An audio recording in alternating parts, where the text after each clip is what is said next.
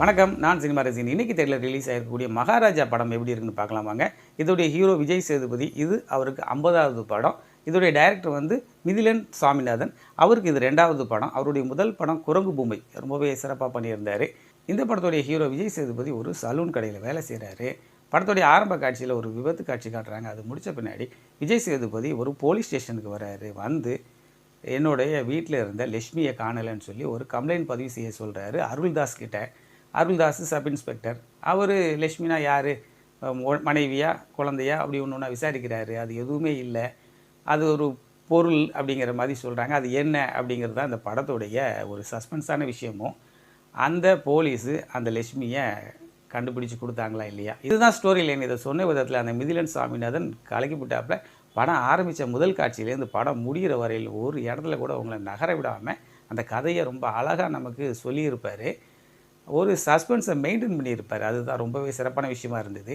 இந்த முதல் பாதி வந்து பார்த்திங்கன்னா, போலீஸ் ஸ்டேஷனில் விஜய் சேதுபதி அந்த போலீஸ் விசாரிக்கிறது கொஞ்சம் பிளாக் காமெடி அந்த மாதிரியான ஒரு விஷயமா இருக்கும். இன்டர்வல் பிளாக்ல ஒரு அட்டகாசமான ஒரு சம்பவம் ஒன்று பண்ணுவார். ஆரம்பத்தில் ஒரு விபத்து நடந்தது. அப்புறம் ஒரு போலீஸ் ஸ்டேஷனுக்கு வந்தார். இந்த லட்சுமியை காணலன்னு கம்ப்ளைண்ட் பண்ணார். இதுக்கெல்லாம் விடை தான் அந்த 2வது பாதி.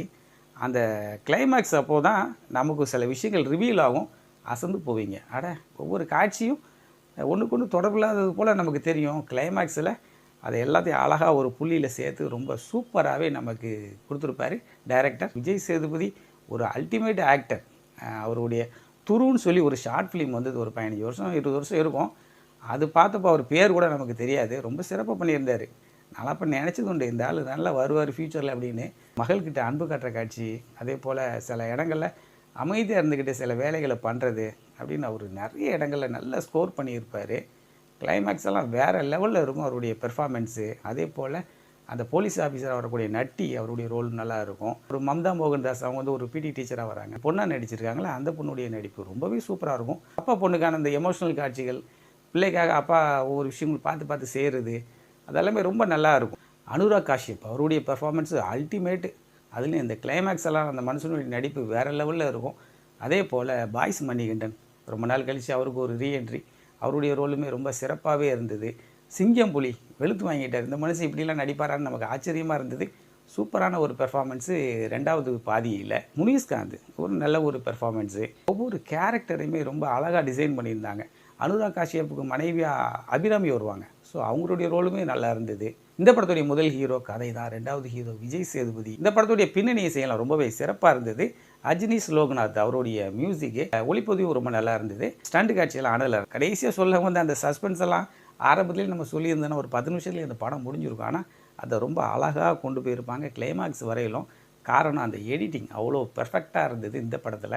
இந்த இடத்துலையுமே நமக்கு ஒன்றும் பெருசாக போர் அடிக்கலாம் செய்யலை. 2-3 இடத்துல விஜய் சேதுபதியுடைய பெர்ஃபார்மன்ஸ் எல்லாம் அல்டிமேட்டாக இருக்கும். உதாரணத்துக்கு அந்த ஸ்கூலில் அந்த ஓனர் முன்னாடியான ஒரு சம்பவம் ஒன்று, அதே போல் போலீஸ் ஸ்டேஷனில் ஒரு சம்பவம். அவருடைய கேரியரில் இது ரொம்பவே ஒரு முக்கியமான படமாக வந்திருக்கு. இந்த படத்தில் கொஞ்சம் வைலன்ஸ் காட்சிகள்லாம் இருக்க தான் செய்தது. ஆனால் அந்த கதைக்கு ரொம்ப அவசியமான ஒரு விஷயமாக தான் அது இருந்தது. ரொம்பவே ஒரு அல்டிமேட்டான ஒரு திரைக்கதை, ரொம்பவே சிறப்பான ஒரு டைரக்ஷன்.